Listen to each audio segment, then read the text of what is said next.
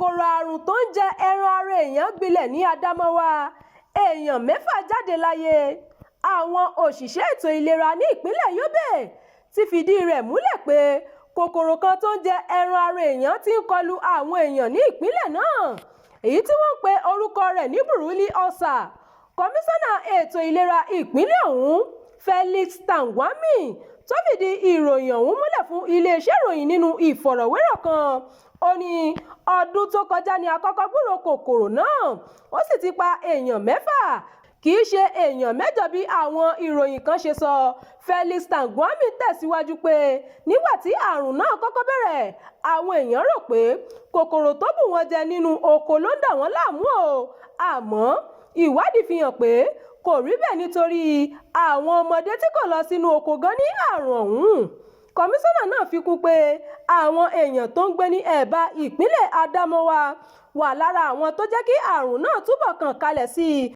Ó ní tí wọ́n bá ti kó àrùn náà, níṣe ni wọ́n máa ń lọ sí ṣọ́ọ̀bù àwọn òǹtògùn láti tọ́jú rẹ̀ kàkà kí wọ́n gba ilé ìwòsàn lọ. Wọn kì í gbà láti lọ sí ilé ìwòsàn látàrí pé wọ́n rò pé àrùn jẹjẹrẹ ni, àti pé wọ́n gbàgbọ́ pé tí wọ́n bá lọ sí ilé ìwòsàn, ikú ló máa já sí. Ó fi kún pé àwọn ti bẹ̀rẹ̀ ìwádìí láti mọ ohun tó ṣokùnfà kòkòrò náà, àti pé iṣẹ́ ti ń lọ lọ́wọ́ láti rẹ́yìn rẹ̀. Gbogbo ìgbà tí wọ́n bá ń tọ́jú mi ni àwọ̀ ara mi ń já kúrò. Ẹnìkan tó ti kó àrùn náà, Mati Adamu, tó ń gbé ní abúlé Malabu ní ìjọba ìbílẹ̀ Fufore ní ìpínlẹ̀ Adamawa, sọ pé láti ọdún 2 sẹ́yìn lòun ti ń bá àrùn náà fínra. Wọn sì tí ì mọ ibi tó ti wá títí di àkókò yìí. Ọkùnrin náà ṣàlàyé pé àsìkò tí mò ń ṣiṣẹ́ nínú oko mi ni mo kó àrùn náà.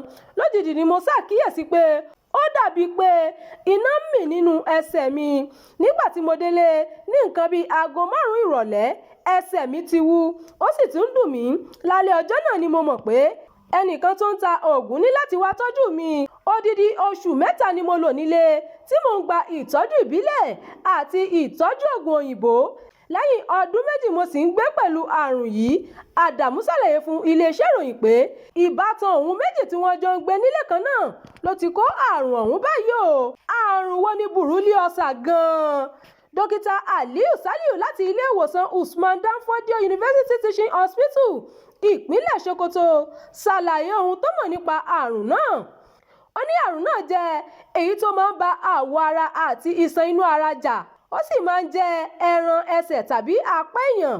Ó fi kún pé kòkòrò kan tí wọ́n ń pè ní mycobacterium ló ń ṣokùnfà rẹ̀. Dókítà náà sọ síwájú sí pé àrùn náà lè tàn látàrí ẹnìkan sí ẹlòmíràn.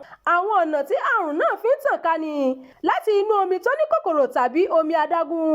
Ó máa ń pọ̀ láwọn agbègbè tí omi bá pọ̀ sí tàbí òjò tí ń rọ̀ lemọ́lemọ́. Kòkòrò náà máa ń wọ àgọ́ ara láti ojú egbò tàbí ọgbẹ́ lára èèyàn.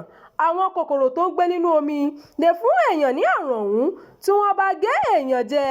Dókítà ọ̀hún ṣàlàyé pé lára àpẹẹrẹ àrùn náà ni kí ara èèyàn wú bíi pé kòkòrò bu ẹni jẹ. Lẹ́yìn náà ni ojú ọgbẹ́ ọ̀hún yóò máa dùn èèyàn, tí ara ẹni bẹ́ẹ̀ yóò sì máa gbóná.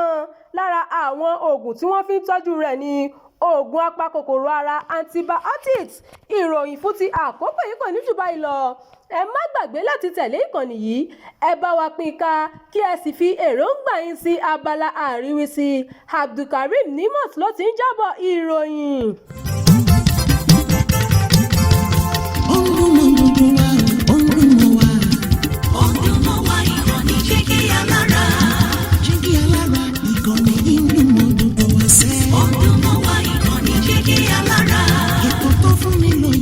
Ètò tó wà ní lọ́yẹ̀ wà ń bẹ̀. Ọdún mọ́ wá ìkànnì jígí alára. Ìròyìn lóríṣiríṣi tàbí mọ́ bó ṣe ń lọ láwùjọ. Ọdún mọ́ wá ìkànnì jígí alára. Ìkànnì jígí jígí jígí alára.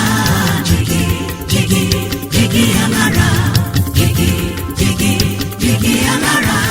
Jígí jígí jígí alára.